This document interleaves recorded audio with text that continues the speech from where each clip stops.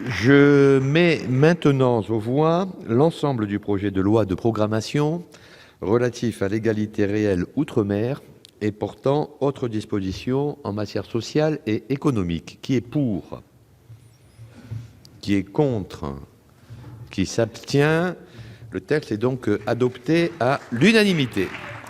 Madame la ministre, vous avez la parole. Merci. Merci, Monsieur le Président.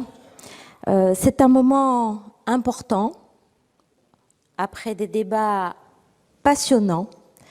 Je voudrais vous remercier chacune et chacun d'entre vous. D'abord, mesdames les sénatrices, messieurs les sénateurs, pour la qualité du débat que nous avons eu. Bien sûr, remercier les rapporteurs, le président de la délégation aux Outre-mer, les rapporteurs, pour cette disponibilité aussi, Monsieur Darnaud, cette disponibilité aussi d'accepter le travail ensemble, au-delà des appartenances. Donc on était bien dans les grands océans, on a dépassé beaucoup de choses, parce qu'on n'avait qu'une seule finalité, c'est de trouver des pistes pour que nous puissions aboutir à des solutions. Je voudrais aussi vous dire et confirmer l'état d'esprit dans lequel j'ai été pendant tout ce texte, pas qu'ici, déjà à l'Assemblée nationale. C'est un état d'esprit, je l'ai dit, de co-construction. La co-construction, c'est pas juste un mot, c'était ce que j'ai fait. C'est-à-dire de permettre, en ouvrant mon cabinet, en étant disponible, en recevant tous ceux qui m'ont demandé, toutes celles qui m'ont demandé un rendez-vous, tous ceux et toutes celles qui ont sollicité des séances de travail avec mon cabinet, d'être en totale disponibilité pour pouvoir trouver des solutions. Pourquoi?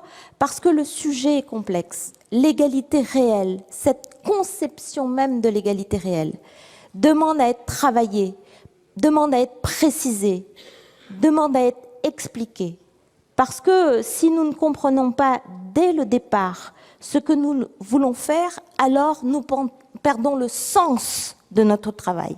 Et il n'y a rien de pire que de perdre le sens de ce que nous voulons faire.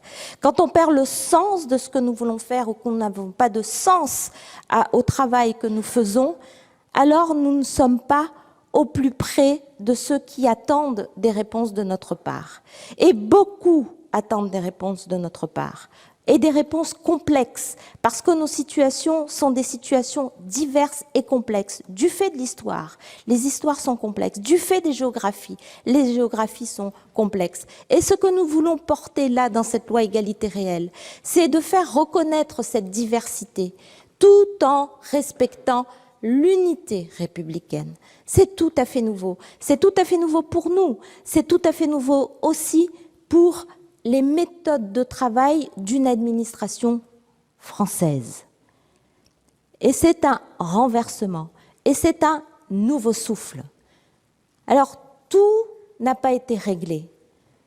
Mais j'ai été ravie, ici, très fière, d'être ici et maintenant pour débattre avec vous de sujets sur la forêt, des sujets sur l'immigration, des sujets sur le travail, des sujets sur quel schéma économique pour demain, des sujets culturels, des sujets sur l'éducation, des sujets sur comment nous positionnons-nous dans nos zones océaniques, des questions que nous avons depuis très longtemps, pour lesquelles chacun peut-être nous avons des réponses, mais pour lesquelles nous devons mettre les réponses en commun pour sortir la meilleure d'entre elles pour nos populations. Voilà, je ne vais pas lister toutes les mesures, il y en a eu beaucoup, d'abord à l'Assemblée nationale, beaucoup ici par votre travail avec des sujets nouveaux et tout le sujet sur le foncier de Mayotte qui va nous mener vers de belles perspectives, je l'espère. Je voulais vous remercier tous de m'avoir permis de ferrailler avec vous sur ces sujets. Mais si, j'aime moi aussi ferrailler, De mes 1,50 m, vous savez, je suis capable de ferrailler avec 2 mètres, 2,50 m, voire plus. Voire plus, mais sans prétention aucune. Vous savez, à La Réunion, il y a une expression qui dit « Ti hache, il coupe gros bois ». Et ben voilà, avec une petite hache, vous pouvez abattre des grands arbres. Mais oui, permettez-moi de me comparer à une petite hache. Et il fait du bruit quand même.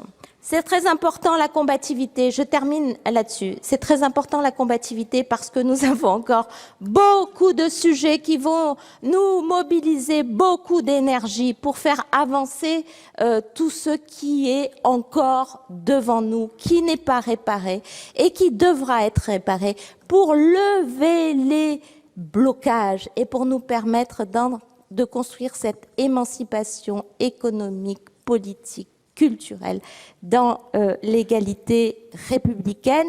Et je finis par une petite expression réunionnaise, si vous le permettez, parce que la Réunion, on dit la Réunion, elle est là, mais une petite expression qui rejoint l'expression d'Aimé Césaire, peut-être un peu moins poétique, mais qui illustre bien. Nous, on dit « tipa tipa n'arriver ».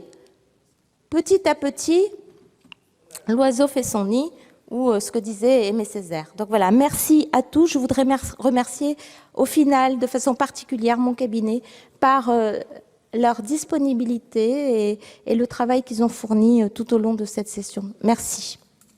Merci, Madame la Ministre.